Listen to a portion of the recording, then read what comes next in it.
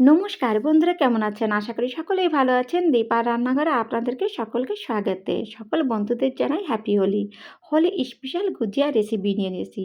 সকলেই তো গুজিয়া বানিয়ে খান। আমি যেভাবে মাওয়া দিয়ে গুজিয়া বানিয়েছি, একবারের জন্য এভাবে গুজিয়াটা বানিয়ে খাবেন, এর স্বাদ মুখে লেগে থাকবে বন্ধুরা।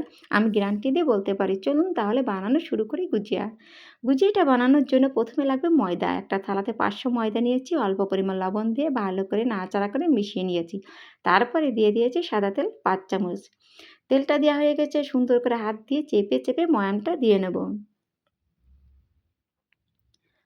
ময়ানটা হয়েছে কিনা কী করে বুঝবেন? মুঠ করলে মুঠের ভিতরে এসে যাচ্ছে ময়ানটা, তাহলে পারফেক্ট। তারপরে দিয়ে দেবো জল। জল দিয়ে অল্প অল্প জল দিয়ে সুন্দর করে মেখে একটা ডো রেডি করে নিয়েছি।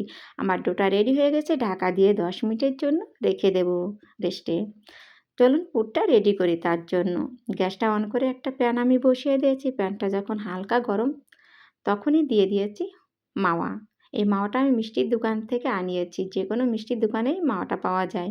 এখন এই মাওয়াটাকে খুন্তি দিয়ে চেপে চেপে একটু গলিয়ে নেব। মাওয়াটা একটু শক্ত আছে, এই কারণের জন্য সুন্দর করে চেপে চেপে আমি গলিয়ে নেব। একটু হালকা করে গলিয়ে নেব। তার ভিতরে দিয়ে দেবো চিনি। চিনিটা দেওয়ার সঙ্গে সঙ্গে মাওয়াটা আপনা আপ গলে যাবে। চিনিটা দেওয়া হয়ে গেছে। এখন খুন্তি দিয়ে লাগাতার নাড়াচাড়া করে এটাকে গলিয়ে নেব।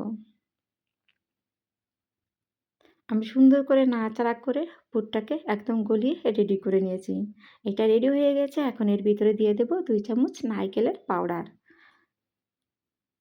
ভেজে রাখা কাজু, কিশমিশ, বাদাম, 1 চিমটি এলাচি পাউডার দিয়ে ভালো করে নাড়াচাড়া করে মিশিয়ে নিয়ে এটাকে সময় নিয়ে সুন্দর করে বানিয়ে নেব। বন্ধুরা, এখানে একটি কথা, আমি এখানে 1 চিমটি ফুড কালার দিয়েছি, সেইটা রেকর্ডিংয়ে আসেনি, মাফ করে দেবেন। এখন এটাকে নাড়াচাড়া করে বানিয়ে নিয়েছি।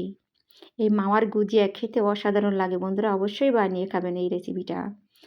নাড়াচাড়া করতে করতে আমার পুরটা রেডি হয়ে গেছে। দেখুন বন্ধুরা, আগে থেকে কতটা গাঢ় হয়ে গেছে। এখন এই মাওয়ার পুরটাকে এক সাইডে রেখে দেবো, আর এদিকে আমার ডোটাও সেট হয়ে গেছে। থালাটা সরিয়ে আর একটু মেখে নিয়েছি। মাখা হয়ে গেছে, লুচিগুলো কেটে নেব হাত দিয়ে। সম্পূর্ণ লুচিগুলো আমি কেটে নিয়েছি। একটা লুচি নেব। এখন একটাকে সুন্দর করে হাতের সাহায্যে গোল বানিয়ে নিয়েছি। আর গুজিয়া বানানোর জন্য গুজিয়ার একটা ডাইস নিয়েছি। এই সাইডে একটা লুচি দিয়ে চাপ দিলেই গোল হয়ে যাবে। দেখুন বন্ধুরা, গোল হয়ে গেছে। এখন এইটাকে সরিয়ে এই সাইডে বসিয়ে দেব। বানিয়ে রাখা মাওয়ার পুরটা দিয়ে দিয়েছি। এভাবে চাপ দিলেই গুজিয়া রেডি। দেখুন বন্ধুরা, কতটা সুন্দর হয়েছে। এইভাবে সম্পূর্ণ গুজিয়াগুলো আমি বানিয়ে নিয়েছি। এই যেটাকে এক সাইডে রেখে দেবো। চলুন চাশনিটা রেডি করি। তার জন্য গ্যাসটা অন করে আর একটা প্যান আমি বসিয়ে দিয়েছি। প্যানটা যখন হালকা গরম, দিয়ে দিয়েছি 1 কাপ চিনি আর 2 কাপ জল। দেওয়া হয়ে গেছে। এখন গ্যাসটাকে হাই করে সুন্দর করে এটাকে চিনিটাকে নাড়াচাড়া করে গলিয়ে নেব। এটাকে নাড়াচাড়া করতে করতে সম্পূর্ণ চিনিটা গলে যাবে। দেখুন জালটা এসে গেছে। এখন এর ভিতরে দিয়ে দেবো 1 চিমটি ফুড কালার। কালারটা দিতেও পারেন, নাও পারেন। এখন সুন্দর করে নাড়াচাড়া করে এটাকে সময় নিয়ে চাশনিটা বানিয়ে নেব। চাশনিটা পারফেক্ট হয়েছে কি না কী করে বুঝবেন? আমার চাশনিটা পারফেক্ট হয়ে গেছে। তার উপর দিয়ে দিয়েছি একটা এলাচি পাউডার। এখন চাশনিটাকে আরেকটু নাড়াচাড়া করে নিয়েছি। এখন খুন্তিটাকে উঁচু করলে হাত দিলে চিপচিপ ভাব এলেই নামিয়ে নেব। নামিয়ে এক সাইডে রেখে দিয়েছি। আর এদিকে গুজিয়াগুলোকে ভাজার জন্য একটা কড়া আমি বসিয়ে দিয়েছি। কড়া যখন একদম হালকা গরম, তখনই দিয়ে দিয়েছি সাদা তেল।